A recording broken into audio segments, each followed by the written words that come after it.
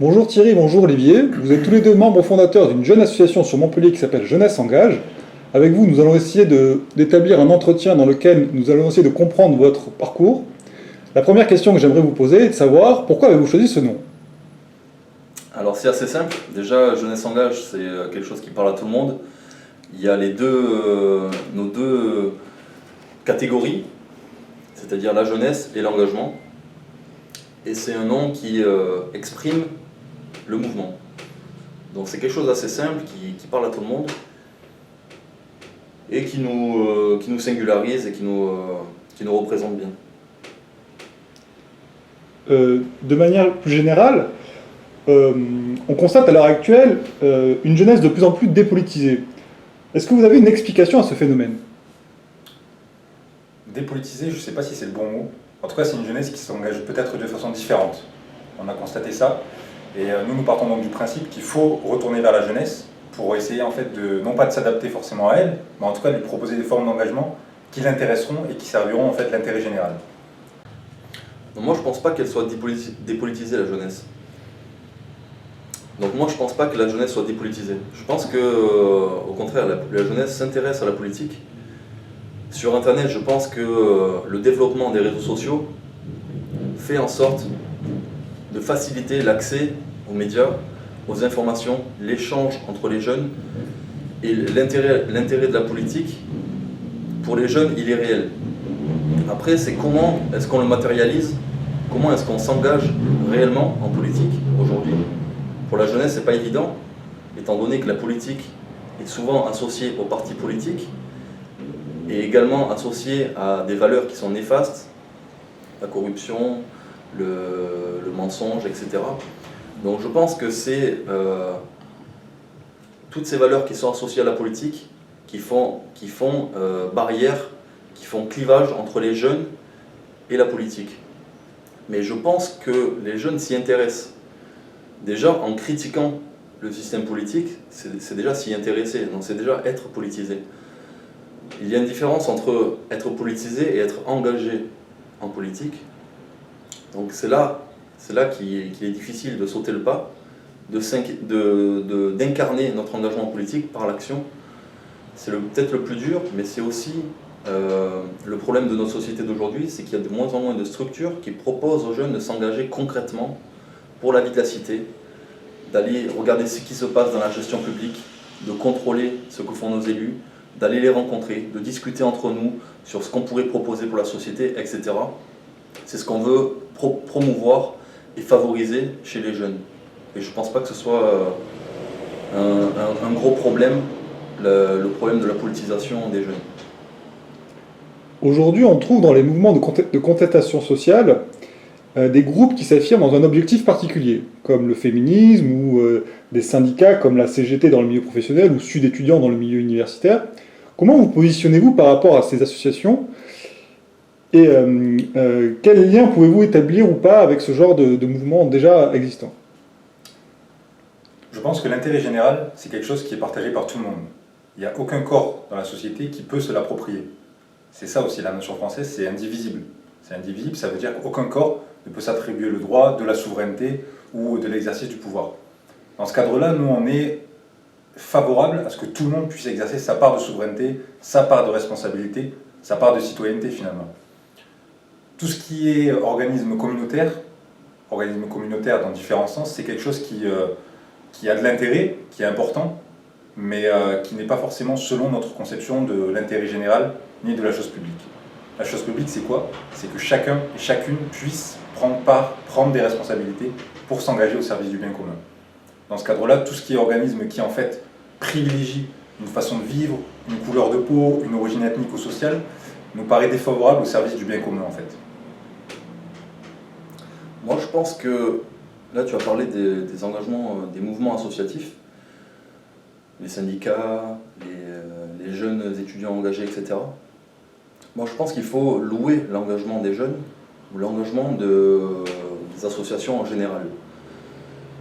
Puisqu'on a tous une part, comme disait Thierry, dans l'intérêt général. On a tous notre intérêt. Donc déjà, le premier pas, c'est de s'engager concrètement et d'apporter notre pierre à l'édifice à la société et faire des propositions. Donc à partir de ce moment-là, quand on saute le pas et qu'on fait des propositions pour la société, je pense que c'est louable et qu'il ne faut pas cracher dessus. Après, le plus dur, c'est d'arriver à s'entendre, puisqu'il y a des intérêts qui sont clivants, qui sont en conflit. Et là, il faut redoubler de diplomatie, de consensus pour arriver à s'entendre, parce qu'on est tous différents dans la société, on a tous des intérêts qui sont différents, mais on a la citoyenneté qui nous unit, qui nous lie, et ça c'est l'intérêt commun. C'est l'intérêt commun qui doit être privilégié, et on doit tous faire des efforts, mettre un peu de nos intérêts particuliers de côté pour embrasser l'universel, pour embrasser notre société. Et ce qui est dur aujourd'hui, c'est qu'il y a beaucoup de colère, il y a beaucoup de rancœur qui est notamment liée à nos élites politiques qui sont censées nous représenter, mais qui sont aujourd'hui en clivage complet avec les citoyens de tous les jours, avec le quotidien de la plupart des Français. Et ce clivage-là fait que les gens maintenant rentrent en conflit et essayent de tirer la couverture chacun pour soi. Et je ne pense pas que ce soit forcément néfaste, puisque ça va remuer des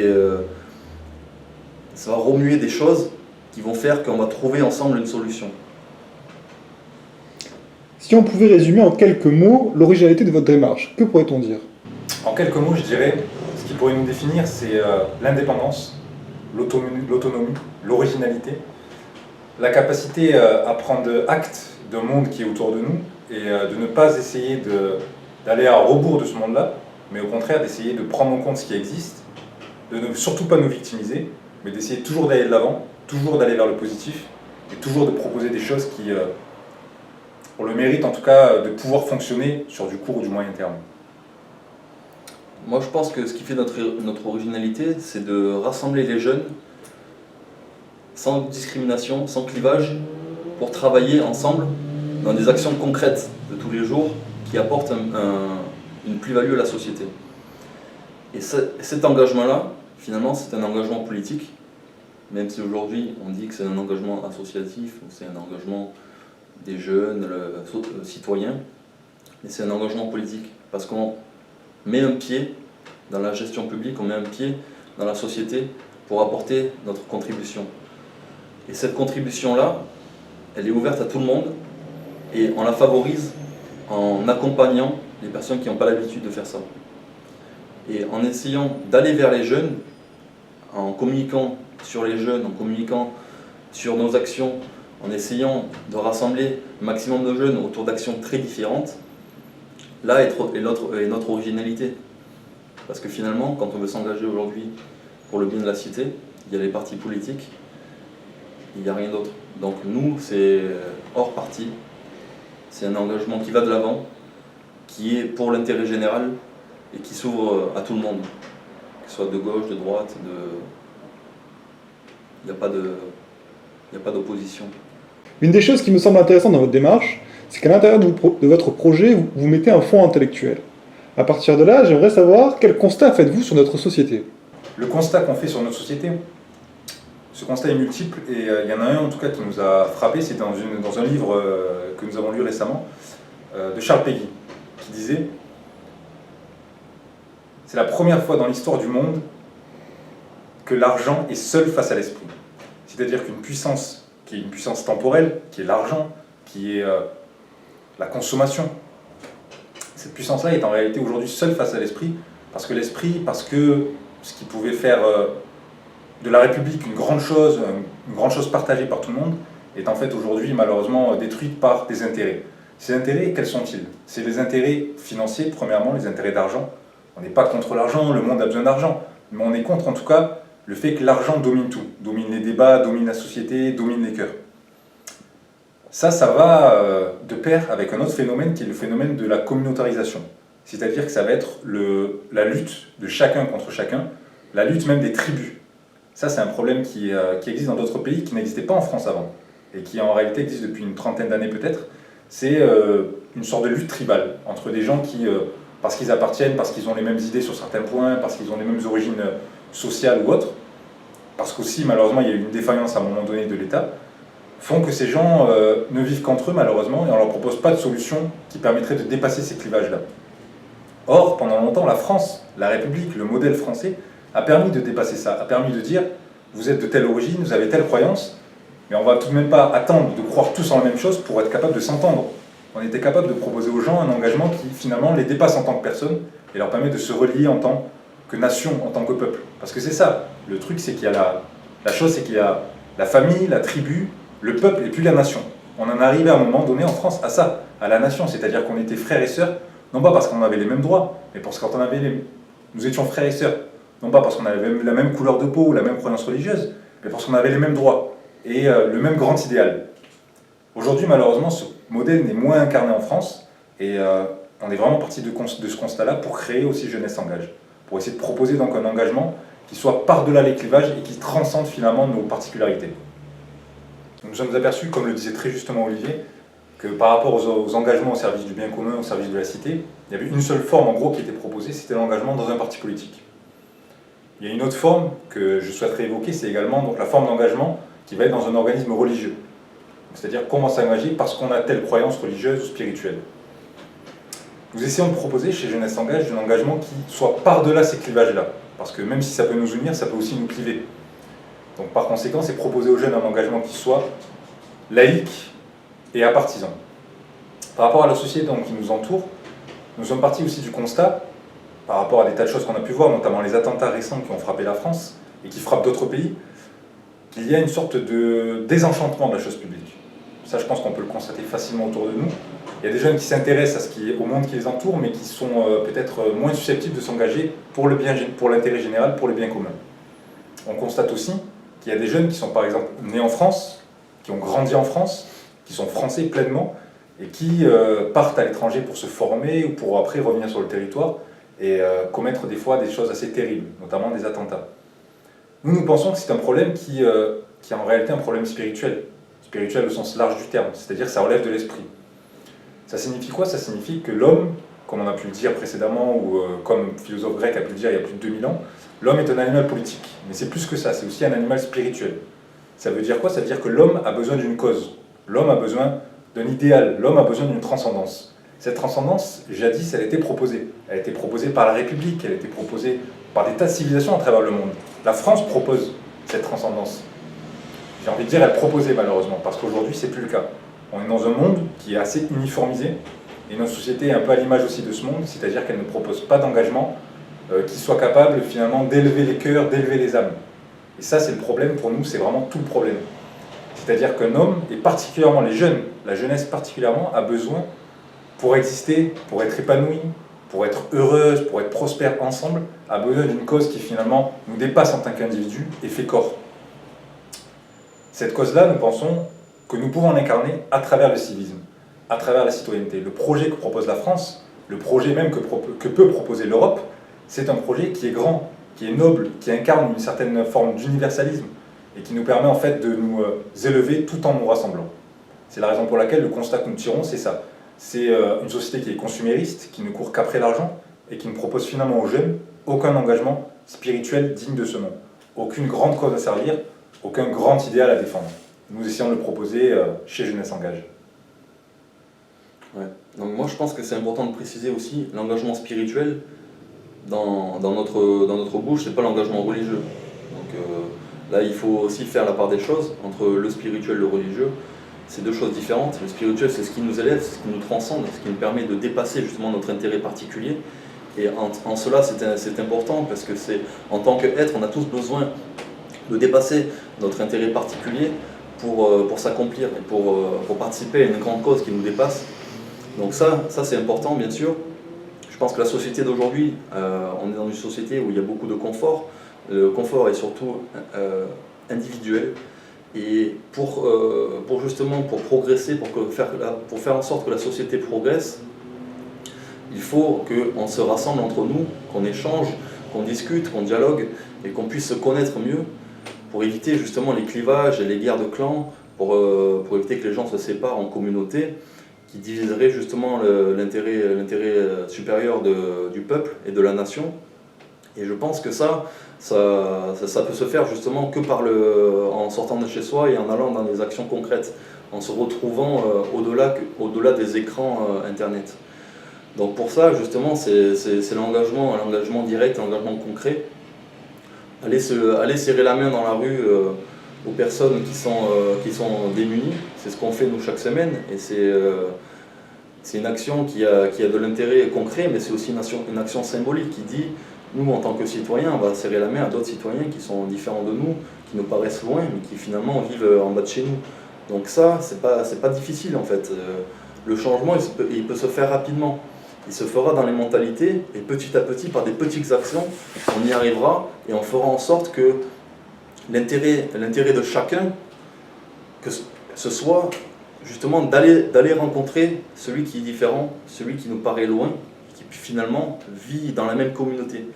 Donc là, moi je pense que la société d'aujourd'hui, il y a des défauts, mais parce qu'on vit dans notre temps aussi, on ne peut pas faire marche en arrière, donc on doit aller de l'avant. Et pour cela, il faut proposer, il faut faire en sorte de s'intéresser à ce qui se fait et d'aller rencontrer les personnes aussi qui sont peut-être différentes, mais qui ont tous un point commun. Et je pense que ça ira grandissant et que notre génération est faite justement pour créer de grandes choses et que la France est un berceau de civilisation qui nous permet justement d'aller au-delà et de faire des surprises, de créer des surprises dans l'histoire. Et j'en doute pas que nous en soyons capables. Vous citez Peggy à juste titre, mais plus généralement, quels auteurs ont influencé votre démarche ? Moi, je pense que on n'a pas d'auteur vraiment qui va catégoriser notre démarche. Pour ma part, j'ai été influencé par beaucoup d'auteurs qui sont tous différents les uns des autres et qui ont fait justement qu'aujourd'hui, moi, je me positionne politiquement ni d'un côté ni de l'autre. J'essaie de voir le bien dans toutes les propositions qui sont faites, dans toutes les idéologies, pour pouvoir faire une synthèse et proposer quelque chose de nouveau. Parce que la France, c'est un pays qui a de grands auteurs, de grands philosophes, de grands sociologues, de grands historiens. Et je pense qu'il faut savoir faire justement la synthèse de tout ce qui est bon dans chacun des auteurs pour pouvoir se faire sa propre idéologie et créer quelque chose de nouveau. Et voilà moi ce que j'ai à répondre au niveau de l'idéologie. Comme peut-être vous le savez, Jeunesse s'engage, c'est aujourd'hui un peu plus de 70 membres qui viennent d'horizons totalement différents, qui se rassemblent pour l'intérêt général et pour servir le bien commun. Par conséquent, à travers ces membres-là, je pense, comme disait Olivier, il y a une multitude d'auteurs qui peuvent ressortir, qui peuvent être mis en avant. Donc moi, je vais parler pour moi, en fait. Je vais parler en mon nom sur cette question-là, je vais essayer d'y répondre. Quelques auteurs, Peggy parce qu'il avait une vision qui était spirituelle, parce qu'il avait une vision qui était, par exemple, contre la guerre, mais il a été prêt aussi à sacrifier sa propre vie en 1914 pour servir l'intérêt de la patrie, parce qu'il incarnait aussi une certaine forme de vision de la France, qui s'est élevée notamment pendant l'affaire Dreyfus, qui s'est formée tout au long de l'avant-première guerre mondiale, qui était une période très trouble. Il y a d'autres personnalités, je pense à Nietzsche, qui a influencé un certain nombre de personnes dans notre association, par rapport à sa pensée, qui est quand même qu'il faut être capable aussi de prendre les choses en main. Je ne vais pas résumer Nietzsche en une phrase, mais en tout cas c'est ça qui nous a marqué. Il y a également quelques penseurs français plus récents qui sont encore vivants. Je pense à Debré et à Pénard-Ruiz. Donc Régis Debré, qui est un penseur qui a lié l'action concrète, puisqu'il a été capable de partir en Amérique du Sud, qu'il a servi aux côtés, qu'il a combattu et lutté aux côtés de Guevara, aux côtés de Castro. En tout cas, ça a le mérite d'avoir allié, fidèle à notre adage, la philosophie et l'action. Il y a aussi Pénard-Ruiz, donc lui c'est sur tout ce qui est laïcité. La laïcité c'est intéressant, c'est important. La laïcité elle est conçue, notamment d'après ces deux auteurs-là, comme non pas quelque chose qui est finalement une finalité en soi. Le but c'est pas de dire il faut être laïque à tout prix, mais c'est de dire que la laïcité c'est un moyen de rendre la société plus juste, plus équitable, et finalement de faire en sorte que tout le monde puisse participer à la formation de l'intérêt général et finalement à la formation du bien commun. Donc je pense que ça c'est des auteurs qui sont importants, il y en a plein d'autres comme Olivier l'a dit, mais ceux-là ce sont ceux qui structurent aussi notre pensée au sein de l'association. Oui. Donc après il y a des hommes qui sont, pour moi en tout cas des hommes, des grands hommes, comme disait Plutarque, voilà, des sortes d'hommes qui étaient illustres, qui étaient faillibles, qui avaient beaucoup de failles, comme tous les hommes, mais qui étaient capables peut-être à un moment de faire des sacrifices sur leur propre personne pour servir l'intérêt général, pour servir une grande cause. Parmi ces personnalités-là, il y en a une qui revient, qui est appropriée par certains mouvements, en tout cas qui pour nous appartient au patrimoine français, c'est Charles de Gaulle. Charles de Gaulle qui était un écrivain hors norme, qui était quelqu'un qui a prouvé, qui a été capable de servir l'intérêt général, qui était capable de tout quitter, et qui développait une pensée qui était une doctrine sociale, qui était une doctrine d'un État fort, qui était pour essayer de fondre l'individu dans une... non pas fondre, mais en tout cas d'essayer d'incorporer l'individu avec une forte dose d'autonomie, et tout ça pour servir, voilà, l'idée qui se faisait de la France, qui était quand même une grande idée. L'idée qui se faisait de la France, mais qui était finalement l'idée aussi qui se faisait de l'Europe, parce qu'il ne concevait pas une Europe qui soit une Europe faible, qui soit une Europe asservie à d'autres intérêts. Et je pense que De Gaulle est assez important à ce niveau-là, parce que c'était un personnage qui avait une plume extraordinaire, donc qui sur la forme était... moi j'encourage tout un chacun à lire De Gaulle, hein, c'est assez prodigieux, et qui a en même temps développé une doctrine qui était non pas une doctrine guerrière comme on peut l'entendre aujourd'hui, mais qui était une doctrine qui était finalement... qui nous paraît en tout cas être l'essence même de la France, c'est-à-dire une universalité, un État fort, le service du bien commun, aller à la rencontre des plus démunis pour essayer de les élever, pour qu'eux-mêmes puissent servir l'intérêt général. Voilà, d'autres penseurs, je pense aussi à Saint-Just, mais bon, on va peut-être pas rentrer dans les détails. Et du coup, politiquement, comment peut-on vous situer ? Pensez-vous être de gauche, de droite ? Que pensez-vous de ces clivages de manière générale ? Que pouvez-vous nous dire de cela ? Moi, pour répondre à cette question, je pense que les clivages gauche-droite, ce sont des clivages qui ont encore lieu d'être, mais qui puisent leur source dans des choses qui sont un petit peu dépassées. C'est-à-dire qu'aujourd'hui, on peut voir dans les programmes de personnalités de gauche, des personnalités de droite, qu'il y a des choses bonnes, des choses moins bonnes, en tout cas pour nous. Et c'est la raison pour laquelle nous pensons que le clivage ne doit pas se situer entre ce qui est de gauche, ce qui est de droite, mais plutôt en ce qui sert le mieux l'intérêt général, sert le mieux l'intérêt de l'humanité, et à des projets de vision à long terme. Pour nous, c'est ça l'intérêt, de dire que voilà, les clivages comme ça ont de sens que finalement, pour des partis politiques, quoi. Je pense que quelqu'un qui veut servir l'intérêt général ne dira pas d'abord s'il est de droite, ne dira pas d'accord s'il est de gauche, mais dira est-ce que ce que je fais servira oui ou non l'intérêt général. Et l'intérêt général sur le long terme, disait Thierry, c'est important.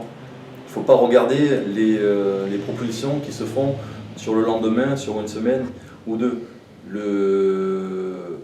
Ce qui se passe aujourd'hui, c'est qu'on a des élections qui se font toutes les 5 ans, et les intérêts électoralistes font qu'on a une vision qu'à 5 ans.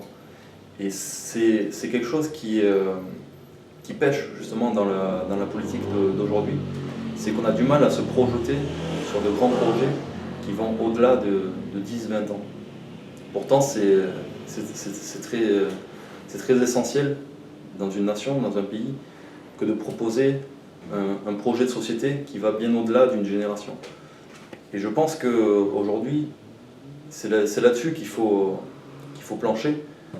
C'est essayer de justement prendre le meilleur dans tout ce qui est proposé, que ce soit d'un côté ou de l'autre, et d'arriver à trouver un consensus pour ne pas changer de bord tous les 5 ans, et essayer de voir quelque chose sur le plus long terme. De cette manière, pour vous, la question de la souveraineté française peut-elle encore avoir un sens aujourd'hui ? Oui. La souveraineté française, elle existe encore, même si elle a été amoindrie peut-être. Bon, en tout cas, pour ne pas rentrer dans les détails, la forme de souveraineté dont on parle souvent, c'est une souveraineté qui nous paraît essentielle. Bon, la souveraineté, c'est quoi ? C'est finalement l'indépendance, c'est la liberté de choisir. C'est la compétence, d'avoir la compétence. Nous pensons que la souveraineté française existe, mais à l'intérieur d'un cadre qui peut-être lui permet de moins s'exercer. En tout cas, nous pensons que c'est important. Pourquoi ? Parce que la souveraineté, comme je l'ai dit, c'est la liberté. C'est-à-dire c'est la liberté de choisir pour soi, de choisir pour la patrie, de choisir finalement pour le peuple. Cette souveraineté-là, en France, nous avons choisi délibérément, en tout cas le peuple a choisi lors de l'élection successives tout au long de la deuxième moitié du XXe siècle, d'en déléguer une part à une organisation qu'on appelle l'Europe. Cette organisation, elle avait, à mon sens en tout cas, une vertu et avait porté en elle des valeurs. Aujourd'hui, je pense que l'Europe, malheureusement, ne porte plus ces valeurs-là, que l'Europe, malheureusement, n'arrive plus à s'incarner concrètement dans le cœur des peuples, et que l'Europe, malheureusement, est une Europe faite par des gens qui ne sont élus par personne, et qui ne répondent que pour leurs propres intérêts. Et c'est la raison pour laquelle aussi il y a cette montée des populismes. Parce que l'Europe en soi, c'est un projet qui est valable, qui est noble, qui peut permettre à la France de s'élever si la France porte sa voix. Si ce n'est pas une Europe finalement, comme on disait, les États-Unis d'Europe ou l'Europe des États-Unis, ou si c'est tel ou tel pays qui pilote. L'Europe, nous pensons que si la France, si l'Allemagne, si l'Italie et si les 28 États présents en Europe sont capables de s'entendre sur certains projets, l'Europe, c'est la première puissance du monde. C'est là où le niveau de vie est le plus élevé. C'est là où les inégalités sont les moins importantes. C'est ça l'Europe. L'Europe, c'est ça, c'est Erasmus, c'est 1 million d'enfants qui sont nés issus des programmes Erasmus. Donc forcément, il y a une nouvelle identité qui se crée en Europe. Je pense que c'est important de le concevoir comme ça. C'est important de le concevoir comme ça, sans nier les gros problèmes qui s'y déroulent, sans nier les disparités qui existent, et sans bien sûr nier les gros problèmes qui sont en train de monter, comme on a pu le voir avec le Brexit, comme on peut le voir ici et là. Moi, je pense qu'il faut souligner le fait qu'il y a 1 million de bébés issus des programmes Erasmus. Je pense que ça, c'est une réussite de l'Union européenne aujourd'hui. Et moi, au-delà de ça, je suis pour l'autodétermination des peuples. Je pense qu'ils doivent justement se diriger par eux-mêmes et pas par des institutions qui sont non élues, qui sont lointaines et supranationales. Donc, je pense que c'est important justement qu'on puisse, nous, au sein de la France, le Parlement français, qui est des parlements nationaux, qui ait un pouvoir sur les instances européennes. Aujourd'hui, on a l'impression que c'est plus le cas. Alors que on dit être dans une démocratie, et on n'a pas de pouvoir sur les institutions européennes. En tout cas, c'est ce qu'on nous dit. Moi, j'y crois pas. Je pense que, justement, les peuples ont la possibilité de s'autodéterminer, qu'il n'y a jamais rien d'infaillible, et qu'on doit, justement, se remettre en question sur ce qui a été fait au niveau européen, pour pouvoir faire quelque chose de différent, une union, justement, des peuples, basée sur le pouvoir des peuples, le pouvoir souverain. La souveraineté, justement, c'est le pouvoir qui est délimité sur un territoire. Et je pense que le territoire français existe encore, et moi je suis attaché à la définition de la nation de Renan, qui est basée sur la volonté des individus à appartenir à une communauté politique. Et je pense que justement cet universalisme français, c'est quelque chose qu'il faut préserver, et au contraire qu'il faut pouvoir diffuser dans d'autres régions.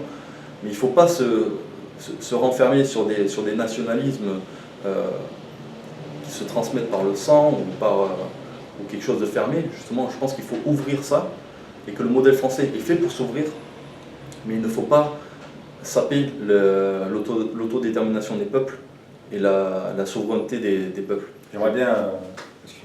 Vas-y.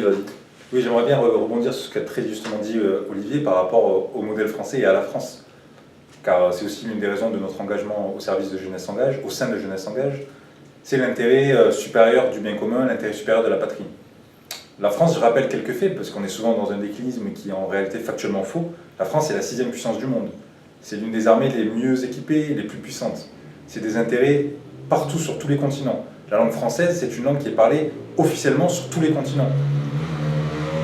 On vérifiera si j'ai pas tort, mais en tout cas... Donc la langue française, c'est la langue qui est officiellement parlée sur tous les continents. L'OIF, l'Organisation internationale de la francophonie, est une organisation qui a énormément de pouvoir, comme on dit, de soft power, c'est-à-dire que c'est un pouvoir culturel, c'est un pouvoir même spirituel, parce que derrière la langue française, c'est en réalité toute une culture. La France, c'est ça. C'est toute une série d'auteurs, toute une série de penseurs, des scientifiques, des gens brillants qui ont illuminé l'humanité. C'est ça la France. La France est également l'appartenance, donc comme je l'ai dit, à l'Europe, mais la France est également une puissance qui est le deuxième, qui possède en tout cas le deuxième territoire maritime du monde. C'est-à-dire que si on cumule toutes les îles que possède la France, toutes les îles sur lesquelles est présente la France, tous ces littoraux, la France, en termes de superficie, c'est la deuxième plus grande nation du monde. Non, la France en termes de superficie, c'est la 6e plus grande puissance du monde, et c'est la deuxième en termes de puissance de superficie maritime. Ça veut dire quoi? Ça veut dire qu'aujourd'hui, 70% de la planète, comme on le sait, est composée d'eau. De nombreuses sources d'énergie se trouvent dans l'eau, de nombreuses sources minières, sources de pétrole aussi. La France possède le deuxième territoire maritime du monde, ça signifie que nous avons, si nous voulons, et si nous gardons cette indépendance, nous avons une indépendance financière, une indépendance énergétique qui nous est assurée, non pas pour 5 ans, pour 10 ans, mais pour 100 ans. C'est ça aussi la France. Et je pense qu'il faut être capable de se battre pour ça, pour conserver cette indépendance, et l'indépendance bien sûr politique ne va pas sans indépendance économique. Quels sont vos objectifs sur le long terme, en continuant ce que vous venez de dire, là, plus ou moins? Comment voyez-vous, quelles sont les perspectives que vous voulez donner à votre association dans les années qui viennent? Je pense que le modèle de Jeunesse S'engage est un modèle qui peut se décliner, et même qui doit se décliner. C'est un modèle qui permet donc aux jeunes de passer dans 3 phases.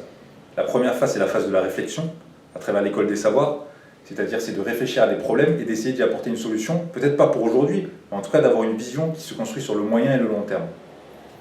Cette phase de réflexion ne va pas sans de l'application concrète. Ce sont nos actions concrètes, de solidarité, de prévention dans le domaine de la santé, d'action de mission humanitaire.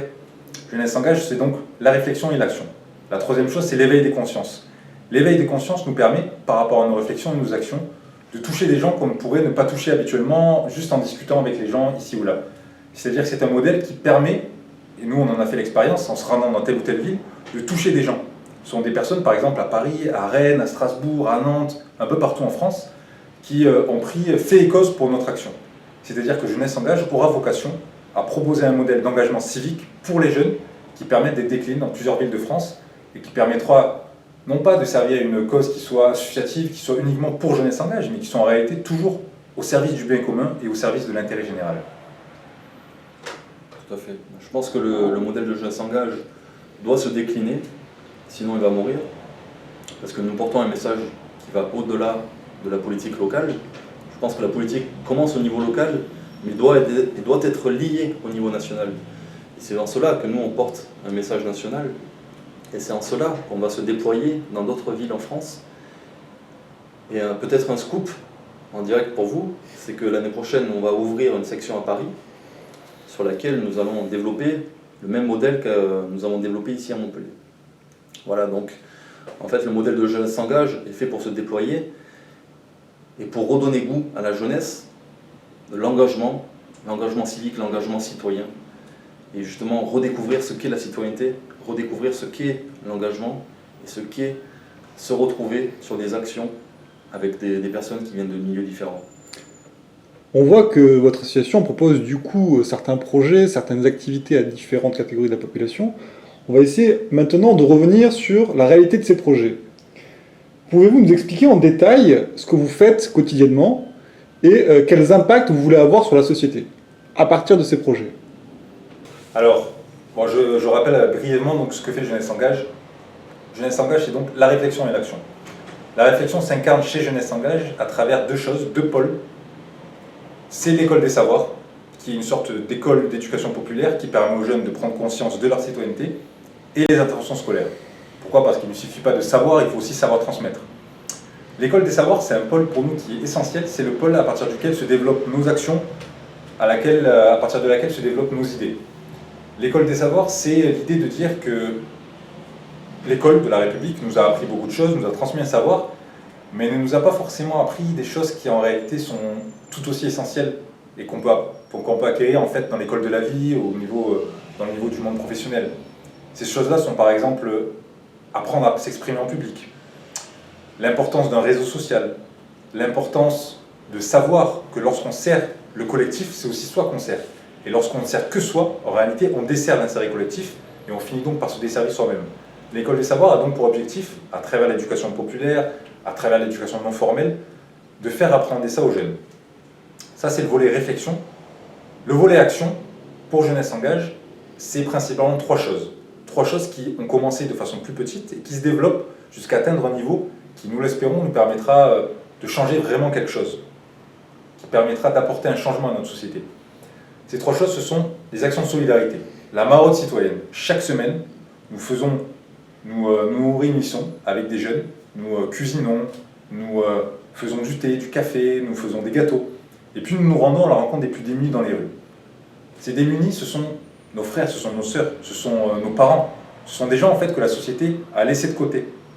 Ce sont des gens que la société en fait a dit, ces gens-là ne sont plus productifs, donc plutôt que d'essayer de les aider à se remettre en selle, la société a dit, on va les mettre de côté, on va leur donner un minima social, voire rien du tout, et puis ils se débrouilleront. Il n'y a jamais eu autant de gens dans les rues qu'aujourd'hui, en France. Il n'y a jamais eu autant de gens en difficulté morale, en difficulté financière qu'aujourd'hui en France. En même temps, il y a un autre problème, c'est que les riches s'enrichissent, mais ça c'est une autre question. L'idée c'est de dire, s'il y a autant de pauvres, nous, on peut apporter une solution. Non pas à dire que du jour au lendemain on va supprimer la pauvreté en France, mais en tout cas qu'on va apporter notre pierre à l'édifice pour essayer d'apporter un changement. En éveillant les consciences, par exemple, nous faisons des maraudes chaque mois avec des collégiens. Donc nous prenons avec nous des collégiens qui se sentent investis aussi, même s'ils ne sont pas encore des citoyens, puisqu'en France on est citoyens à 18 ans, ce sont des citoyens en herbe finalement. Et ce sont ces jeunes-là qui viennent avec nous à la maraude, à la rencontre des plus démunis dans les rues, et qui voient des situations, qui voient des gens qui travaillent, qui ont peut-être des fois fait des brillantes études et qui se retrouvent à la rue. Ça les questionne. Ils voient aussi des gens qui, par exemple, des femmes qui sont enceintes et qui dorment sous des parkings. Ça les questionne. Et ça leur permet de se dire que finalement, on ne peut pas être heureux si on voit autant de misère en bas de chez nous. C'est simple à dire, mais en tout cas, nous le disons et nous essayons aussi de changer ça. C'est-à-dire en mettant en place aussi un réseau qui permette à ces gens de s'en sortir, en mettant en place des structures qui permettent à ces gens d'avoir une activité, en dehors seulement de dormir dans les rues et de mendier. Donc voilà pour ce qui est de la maraude citoyenne. Peut-être qu'on fera des coupures, Olivier, tu parleras aussi à ce niveau-là. Tu peux parler de la Sicile, de... Je vais faire oui, déjà, donc il y a la maraude citoyenne, c'est vrai, mais il n'y a pas que ça. Chez Jeunesse Engage, il y a d'autres actions. Il y a toujours un renouvellement au niveau des actions, donc c'est bien aussi de revenir vers nous à chaque fois, parce qu'on essaie de mettre en place toujours de nouvelles formes d'engagement. Et donc nous avons mis en place cette année la prévention santé de pair à pair, c'est-à-dire des jeunes qui vont à la rencontre d'autres jeunes en milieu festif pour faire de la prévention sur les risques liés à l'alcool, à la sexualité, les risques liés à l'audition aussi, quand on est en boîte de nuit et qu'il y a de la musique qui est très forte, etc. Donc voilà, de faire en sorte que les jeunes sachent faire la fête, mais aussi en étant responsables, en étant citoyens et en faisant attention à ce qui se passe aussi autour de nous dans notre société. Quand on prend la voiture, qu'on conduit et qu'on est bourré, qu'on ne s'est pas testé avant, qu'on a des amis dans la voiture et qu'on peut rencontrer une famille sur le bord de la route qui est sur la route des vacances. Donc là, voilà, il y a des choses à mettre en place pour éviter qu'il y ait ce genre de risque, en distribuant des éthylotests par exemple, en distribuant des préservatifs pour éviter les contaminations liées aux IST qui se développent de plus en plus en France, ce qui est un scandale. Donc il y a des choses à faire et nous on le fait justement avec des bénévoles donc, qui sont là pour servir aussi l'intérêt général, pour se dire en tant que citoyen, je vais rencontrer d'autres jeunes et faire passer le message par le jeu, par la dynamique, par la discussion. Voilà. Ensuite il y a une action humanitaire que nous sommes en train de préparer. Nous allons partir en août cet été donc à la rencontre des jeunes migrants et enfants réfugiés à Palerme en Sicile, dans les centres d'accueil qui sont sur place en Italie. Voilà, donc cette mission aura pour thématique l'éducation et nous partons avec une équipe de 7 pédagogues, 7 jeunes bénévoles qui vont mettre en place des ateliers autour du sport, de la musique, de la danse. Ce sera de l'éducation informelle. Et nous avons également une aide matérielle, donc qui sera au-delà de l'aide pédagogique et qui a été faite à Montpellier avec une récolte de vêtements, de jeux, de livres, avec tous les citoyens. Nous avons récolté ça pour donner directement à ceux qui en ont besoin dans les centres d'accueil et camps de réfugiés à Palerme en Sicile. Voilà, donc cette action, elle a un intérêt concret, puisqu'on va apporter une aide concrète sur place, mais elle a aussi un intérêt qui va au-delà de ça, puisque c'est un symbole, cette action, et que nous voulons la mettre en place chaque année. J'aimerais donc continuer sur ce que disait Olivier, puisque nous avons vu le volet réflexion, le volet action concrète citoyenne. Il y a le volet qui est très important, c'est le volet éveil des consciences. Éveil des consciences, tu pourrais pas le dire plutôt toi, par rapport à la mission militaire? Dis-le. Bon. Donc Olivier a soulevé... non.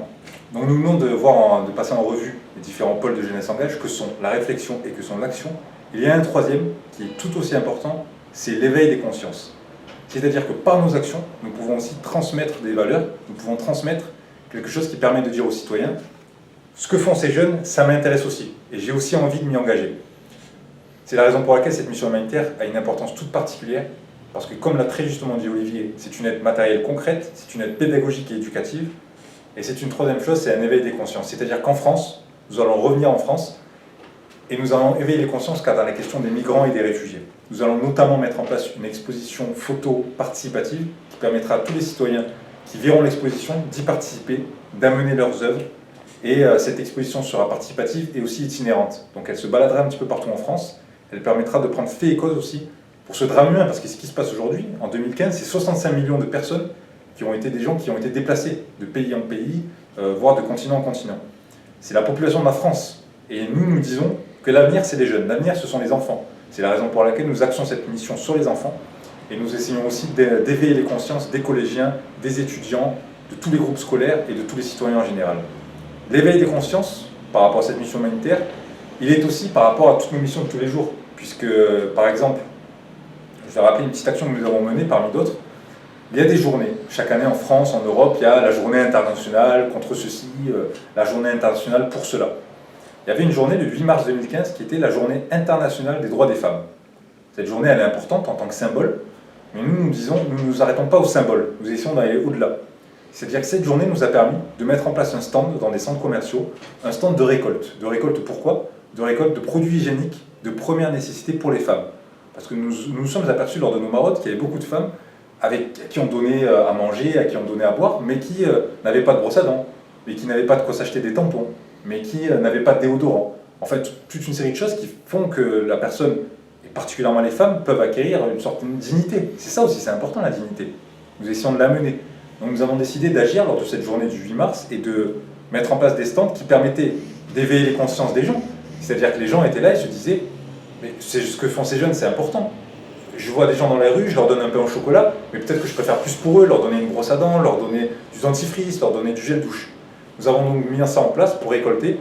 Ça a été une récolte qui a été extraordinaire, qui a touché beaucoup de monde à Montpellier, qui a fait prendre conscience aux gens aussi de la difficulté de vivre dans la rue. Parce qu'on passe devant des gens tous les jours, on les voit qui font la manche, mais on n'imagine pas, ils dorment sous des tentes, ils dorment dans des parkings.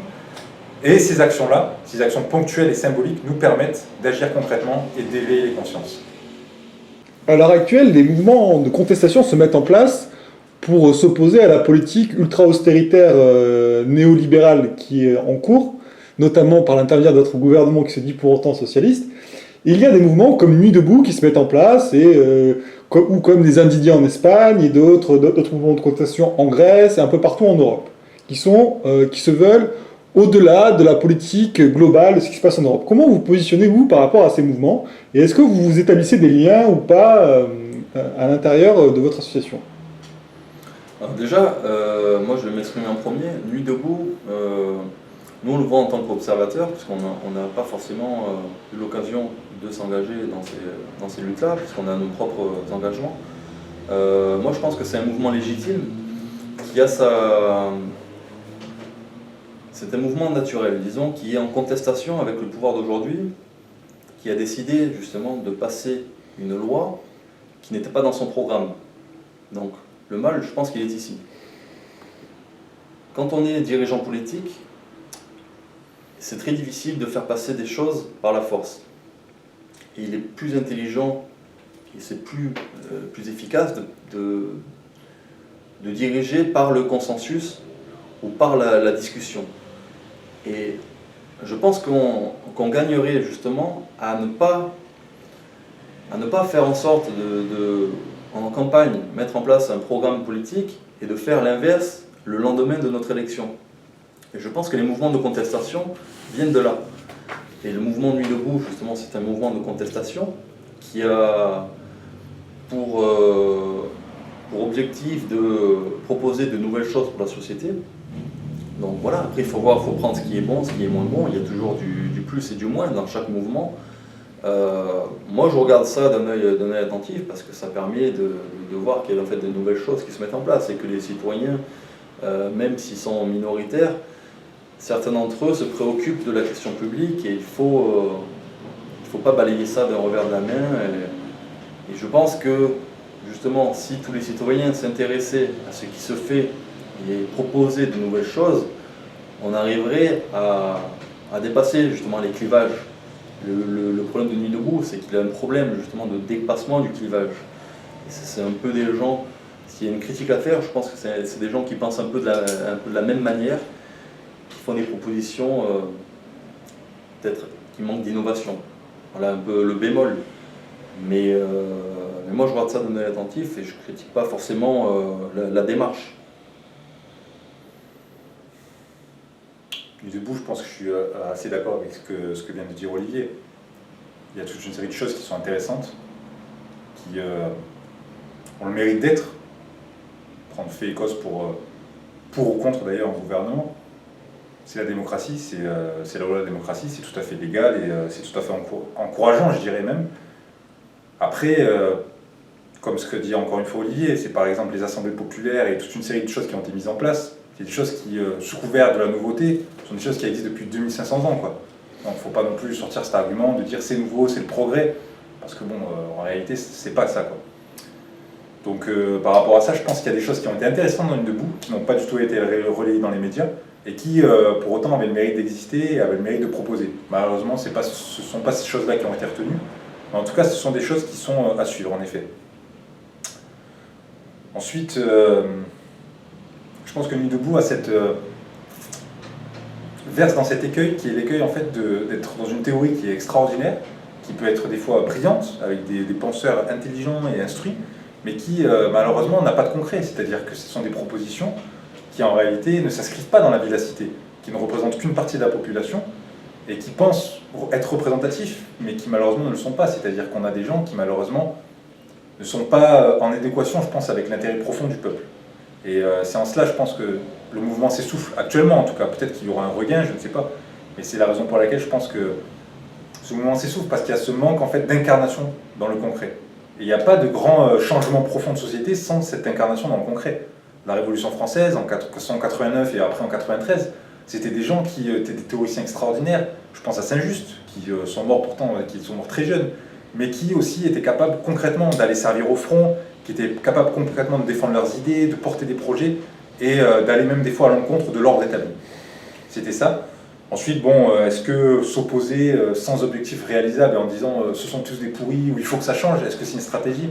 Je pense pas. Stratégie, c'est pas ça, c'est pas dire on n'est pas d'accord et puis ça va changer miraculeusement. La France, c'est pas ça. La France, c'est aussi être capable d'être une force de proposition. Et je ne doute pas qu'il y ait beaucoup de gens dans Nuit debout qui soient capables de proposer et de porter des projets. Ensuite, ça amène la question. Ça amène la question par rapport à ce qu'on a vu, parce qu'on a dit, voilà, ce qui s'est passé, l'opposition à cette loi, qui était une loi antidémocratique, non, je pense pas. L'article est dans la Constitution, donc c'est démocratique, c'est constitutionnel. En tout cas, c'est valide juridiquement. Est-ce que ça l'est moralement? Ça, c'est une autre question. Mais en tout cas, juridiquement, ça l'est. Je pense qu'on arrive là, on touche à un point qui est qu'aujourd'hui, la légitimité de nos responsables politiques est atteinte. On a ce problème-là aujourd'hui. On a un problème qui est... On vit dans un système qui est pleinement démocratique pour le coup, qui est pleinement démocratique au sens de l'ancienne Athènes, par exemple. L'ancienne Athènes, on avait un corps civique qui était très restreint, on avait une poignée de gens qui votaient et qui en réalité disaient, sous couvert de servir l'intérêt général, ne servaient en fait que leurs intérêts. C'est ce qui se passe aujourd'hui, je pense, dans le modèle démocratique actuel. C'est-à-dire qu'on est dans une démocratie. Je pense que le palliatif à ça, c'est remettre plus de république. Remettre plus de république au centre du débat public, c'est-à-dire remettre en place le système, disons, de l'intérêt général et du bien commun. On le dit souvent, mais pourquoi? Parce que plus personne ne le dit. C'est plus utilisé. C'est-à-dire que la démocratie, c'est finalement l'intérêt privé, l'intérêt particulier. C'est au centre du village de la démocratie, on a le centre commercial, on a le temple. Au centre du village de la République, on a l'école de la République, on a la mairie. Ce sont des institutions qui pour nous sont importantes. Pourquoi? Parce qu'elles sont encore une fois par-delà les clivages, qu'elles permettent de représenter tout le monde. La démocratie ne pourra survivre que si elle se réinvente en reprenant et en repuisant dans ses forces et dans ses sources de la République, c'est-à-dire un droit plus important accordé à la désobéissance civile, encadré, pour pas non plus qu'on ait toutes les 5 minutes des révolutions de palais. C'est proposé aussi, moi je suis vraiment favorable à ça, on appelait ça les mistoi dans l'ancienne Grèce, c'était les indemnités de participation à la vie publique. Je pense qu'un médecin qui participe, qui va se porter candidat à une élection, a plus de possibilités d'être élu, parce qu'il a un salaire qui lui permet aussi de vivre plus facilement. Un ouvrier pourra plus difficilement être candidat, et donc pourra plus difficilement représenter sa portion, et en tout cas participer à l'évolution du bien public, parce qu'il a moins de possibilités financières tout simplement. Donc c'est la raison pour laquelle nous sommes partisans aussi de proposer de nouvelles formes d'engagement civique, notamment à travers l'élection, qui défendent cette idée qui est que finalement, la conquête du 19e siècle, c'était l'égalité, la conquête du 21e devait être l'équité, et l'équité notamment civique. Après, il y a d'autres formes de démocratie qui sont, je pense, à réinventer. Bon, je l'ai dit, la désobéissance civile qui peut être élargie. Il y a aussi, un petit peu dans ce cadre-là, les référendums révocatoires. Donc le référendum révocatoire, c'est aussi une possibilité pour la démocratie de se réinventer et en fait de remettre plus de participation, et plus de participation aussi au service de l'intérêt général.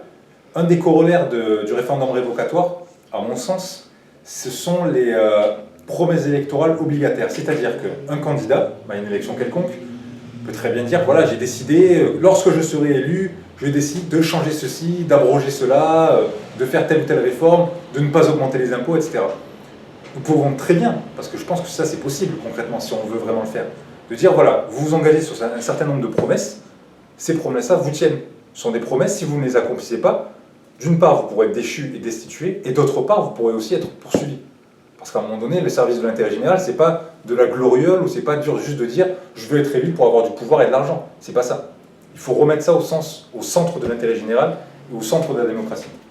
Pour conclure cet entretien, que peut-on vous souhaiter dans l'avenir? Moi, je dirais de grandes choses et de belles choses.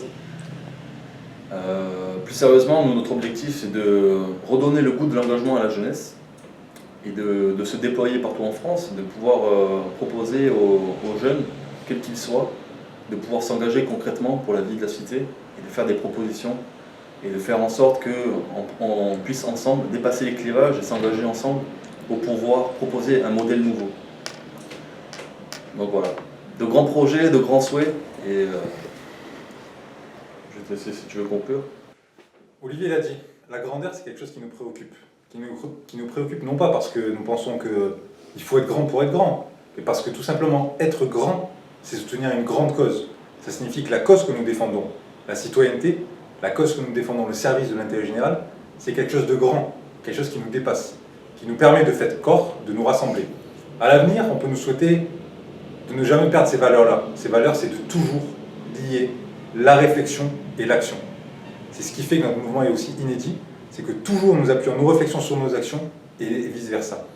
Nous pouvons donc nous souhaiter, à nous-mêmes en tout cas, continuer à porter en nous cette foi, à porter en nous cette mystique, à continuer à essayer de la transmettre. J'invite toutes celles et tous ceux qui nous regardent à venir avec nous, continuer à chanter à la jeunesse la romance de sa grandeur. Merci beaucoup Thierry et Olivier, et on vous souhaite un bel avenir et peut-être un prochain entretien. Merci. Merci à vous, l'Université Réelle.